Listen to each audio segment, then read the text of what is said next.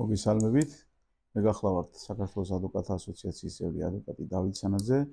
აგერ უკვე 20 წელია ვეწევი საადვოკატო საქმიანობა საერთო სპეციალიზაციით, მანამდე გავხდით გამომძიებლის თანამდებობაზეც მუშაობდი. მოცემულ კონკრეტულ შემთხვევაში გახლავართ იურიდიული კომპანია City Group-ის ადვოკატი.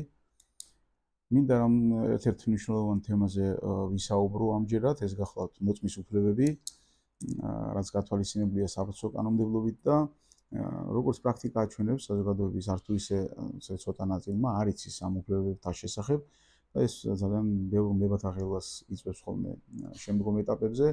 ძირითადად რაც შემიძლია აღნიშნო არის ის, რომ მოწმეს აქვს უფლება პირველ რიგში, როდესაც მას ასე ვთქვათ ურეკავენ თუ შეხვდებიან, იცოდეს თუ რა საქმეზე არის გამოძახებული, რა საქმესთან დაკავშირებით არის მოწმე გამოძახებული.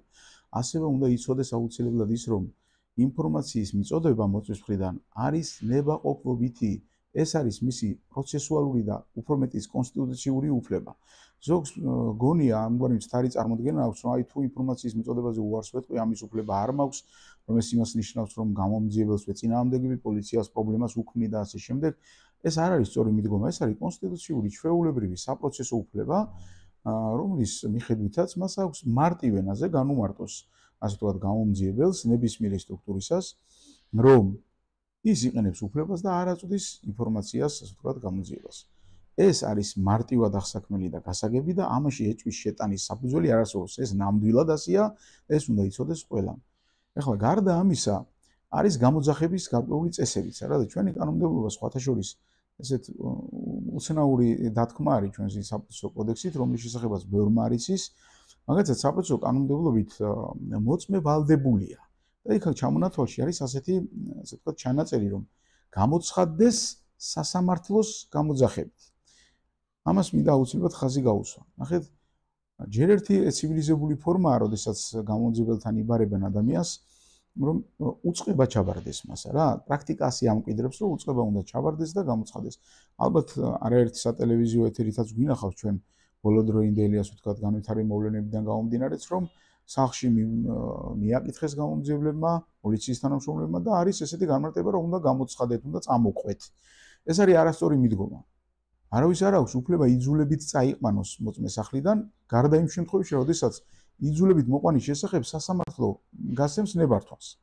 იქამდე როგორც მაქსიმუმ უნდა დატოვონ უწყება პირთან და ის დამოუკიდებლად თვითონ გადაწყვეტს მერე რომ გამოცხადდეს გამომძიებელს. თუ არ გამოცხადდება ამის მექანიზმები, აამოქმედოს გამოძიებამ, ეს მისი უფლებაა, თუმცა ერთი უნდა ვიცოდეთ, რომ პოლიცია კანონმდებლობა ასე განსაჯეთ, პოლიციელის გამოძახების, ანუ უწყებამ რომ ჩაგაბაროთ, ვალდებულებას არ წარმოშობს გამოძახებისა.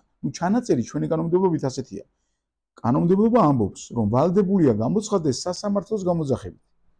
ანუ სასამართლოს მიერ გამოგზავნილი უწყება უნდა იყოს. ეს არის ძალიან აუცილებელი ინფორმაცია, რომელიც საზოგადოებამ უნდა იცოდეს. ხშირად არის ხოლმე, რომ აი ქუჩაში, სადარბაზოში, სახლში მიაკითხავენ და მე ამბობენ, როდესაც წავლენ პოლიციაში, აბა უნდა მექნათ ასე. მარტივია, უნდა გამოიყენო ეს უფლება, არ უნდა წაყვე პოლიციაში, თუ შენ არ გსურს რომ პოლიციელთან ერთად წახვიდე, ეხლა თუ შენი ნებაა რომ კი ბატონო, რადგან მიბარებთ გამოყვები და წამოვალ, ეს ამაში არაფერი პრობლემა არ არის, მაგრამ თუ არ გსურს, უფლება ვიცოდეთ, რომ უფლება გვაქვს არ წავყვეთ. დაგვიტოვეთ უწყება ბატონო ჩემო, რომელ გამომძიებელთან ვარ, სად ვარ დაბარებული და მე გადავწყვეტ.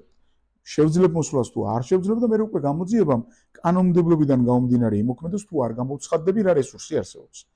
ანუ იძულებით მიყვანა არსებობს, რა თქმა უნდა, კანონმდებლობით, მაგრამ მხოლოდ სასამართლოს გადაწყვეტილებით. და ესეც მნიშვნელოვანია დაუბრუნდები საწყის ეტაპს, რომ ინფორმაციის მიწოდება არის ნებაყოფლობითი. უნდა ვიცოდეთ, რომ ახლონათესავის წინააღმდეგ შეგვიძლია არ მივცეთ ჩვენება. ანუ მეუღლე, მათ შორის განქორწინებული შვილი, დედა, მამა, პაპა, ბებია, და-ძმა და ასე შემდეგ. ჩვენ შეგვიძლია, რომ მათ წინააღმდეგ ჩვენება არ მივცეთ. ესეც, რა თქმა უნდა, მოწმის უფლებაა, საკუთარი თავის წინააღმდეგ არ მივცეთ ჩვენება.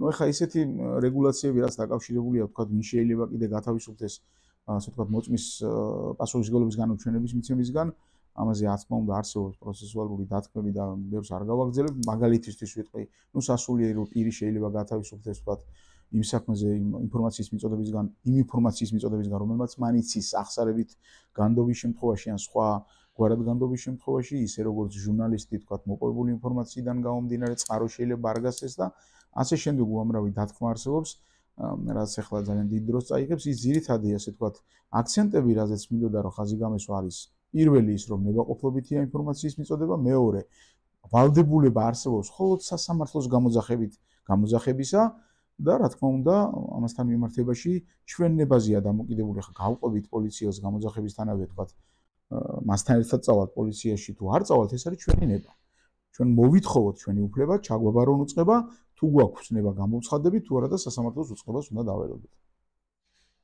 ასეთი არის ამ მოწმის უფლებებთან დაკავშირებით ძალიან მოკლედ რომ მოგახსენოთ